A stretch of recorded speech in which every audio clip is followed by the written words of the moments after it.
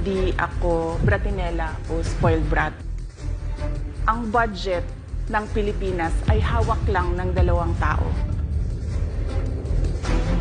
Ang budget ng Pilipinas ay hawak lang ng 2 tao. Hawak lang siya ni Congressman Zaldico at ni Congressman Martin Romualdez. Yan ang katotohanan. Halimbawa ko dito, medyo mahaba ito, kaya pagpasensyahan mo. Ang halimbawa ko dito, sa DepEd muna tayo. Sa Department of Education, noong taong 2023, merong 5 billion na inapprove para sa classroom construction. Nagulat ako kasi merong mga lumapit na miyembro ng House na humihingi. Hinihingi nila yung 5 billion, parte ng 5 billion na budget. Wala kasi akong experience sa ganyan. At saka ang pagkakaintindi ko, pag inapprove na yan ng Office of the President, ibibigay na yan, pagdediretso na yon sa approval at trabaho ng Department of Education sa construction ng mga classroom. Nagulat ako, may humingi. Magkano ba ang amin dyan? Magkano ba ang amin dyan? So sinabi ko, hindi pwede ito. Kasi ang mangyayari nito, hindi magagawa ng Department of Education ang trabaho namin na mag-construct ng classroom ayon sa classroom backlog at sa prioritization base sa backlog at sa classroom construction. So sinabihan ko yung isang congressman, sabihan ninyo si Martin Romualdez na hindi pwede chap-chapin ang classroom construction na 5 billion. Kaya kung makikita ninyo sa budget proposal na approved ng Office of the President, 5 billion yon. Pero nung lumabas yung GAA o yung budget approved noong 2023, naging 15 billion siya. Dahil hindi nga ako pumayag na kunin yung 5 billion, dinagdagan nila ng 10 billion yung classroom construction ng Department of Education. Yung 10 billion na yon hindi kontrolado ng Department of Education. Controlled yon ni Congressman Zaldico at Congressman Martin Romualdez. Hindi ko na kailangan ng corroborative witness dito dahil makikita niyo yon sa papel. Makikita ng taong bayan yon sa papel. NEP, 5 billion, lumabas ang budget approved, 15 billion.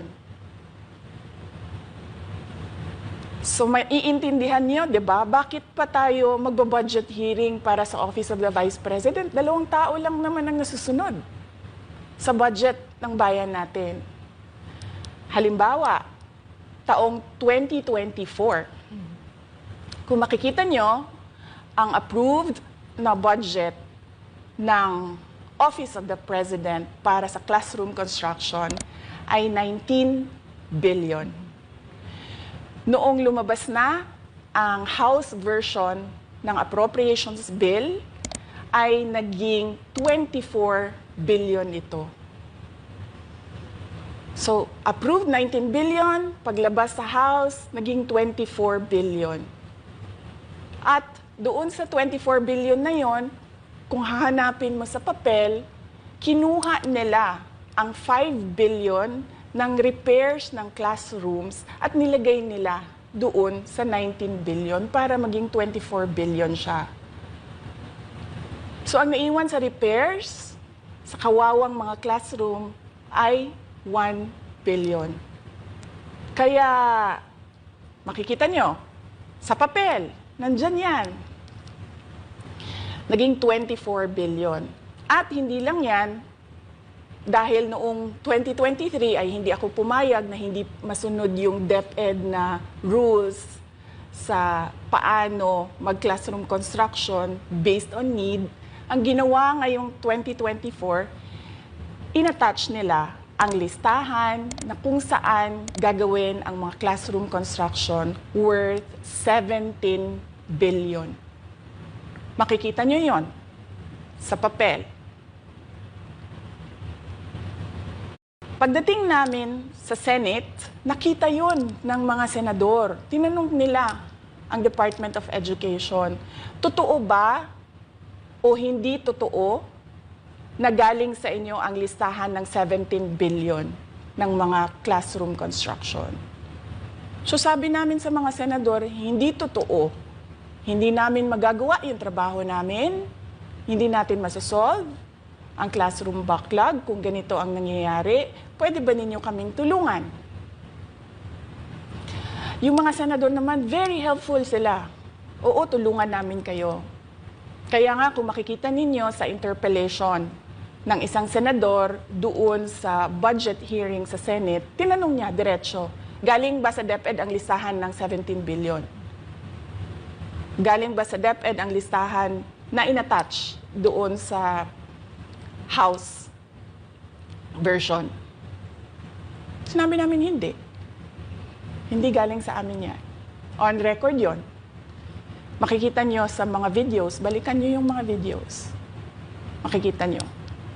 Yes, my concern, Madam Chair, Mr. President, under the GAB, I observed that there was an increase in the budget for the construction of new classrooms from 19.6 billion to 24.6 billion. However, this is my concern, which you mentioned earlier, that the repairs and rehabilitation of classrooms was decreased from 6.5 billion to 1.5 billion. I also have information, Madam Chair, Mr. President, that 24.6 billion allocated under the GAB, but only 9.8 billion from the allocation is left to the discretion of DepEd. Kaya hindi ko na kailangan ng witness kasi makikita nyo sa papel. Tapos dumating ang BICAM, walang nangyari dahil ang nasusunod doon ay si Congressman Zaldico at si Congressman Martin Romualdez. Kaya nandun pa rin naka-attach yung 17 billion na ginawang listahan ni Co at ni Romualdez. In fact, balik lang ako konti sa'yo ha. Kahit yung mga congressman, nakikita nila yung problema ng ginawa nila na pag-attach ng listahan sa budget. Kasi doon sa basic education hearing noong May 2024 ng House of Representatives, merong isang congressman nagreklamo, bakit ang tagal ng classroom construction? Bakit ang tagal? Eh sabi nung USEC ng DepEd, kasi may pabago-bago sa listahan ng DPWH dahil hindi kami ang gumawa ng listahan. Yeah, Mr. Chair, with respect to the 17 billion in Annex A of the GAA, we are not privy on how the school sites were chosen. So, be it as it may, How is it chosen? I'm not privy to that, Mr. Chair. As, when the GAP came out, there was a 14.7 billion Annex A. Then when the committee, the GAA came out, from 14.7 it became 17 billion. So we are not privy to how the list was generated. So dagdag ko lang yan doon sa confirmation na kinuha nila yung budget ng DepEd at isa yan sa mga rason kung bakit ako nag-resign sa Department of Education. Hindi na ako papayag na sa susunod na taon, ganyan pa rin ang gawin nila at ako yung mananagot sa ginagawa nila. Kaya yan yung sinasabi ko, bakit pa tayo mag-question and answer dito para atakihin niyo ako? Eh, ang masusunod lang naman sa budget, 2 tao lang.